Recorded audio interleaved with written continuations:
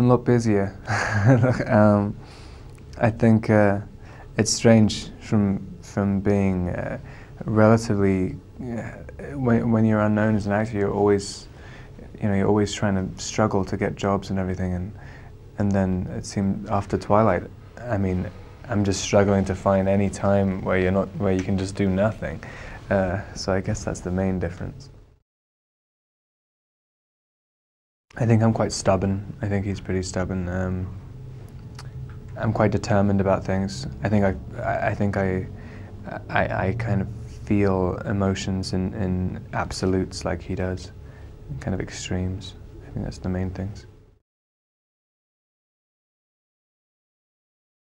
It was interesting, especially as we'd seen over the time since it had been released, what an audience's connection is to their relationship and how they see it. I mean, and I think a lot of people put that relationship as a standard for what their ideal should be, and so playing the scene where you break up the perfect relationship, I think you could really kind of feel. I could feel what the audience, like the kind of power of the audience watching when it would come out. So I think it was an unusual moment.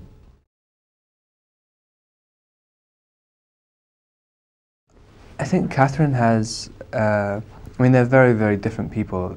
Catherine's very kind of wild and kind of like pure about certain things, which I think is good for doing a film about falling in love for the first time and just that kind of initial moment of just ecstasy, and because I think in a lot of ways it's a simple emotion. It's almost unexplainable, but it's really sort of pure.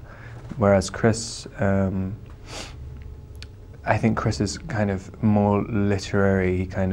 He looked at the kind of analytical side of their relationship, and which I think is good when New Moon is more about a story of the difficulties of having a committed relationship, which is, I think, is a bit more complex. I'm doing in February an adaptation of the Guy de Maupassant novel Bel Ami, with Declan Donnellan directing, which should be cool. And I think after that, I'm doing a movie Madeleine Stowe wrote and directed called Unbound Captives, the Western with Hugh Jackman and Rachel Weisz. And then I think I'm doing the next one of these, like at the end, Breaking Dawn.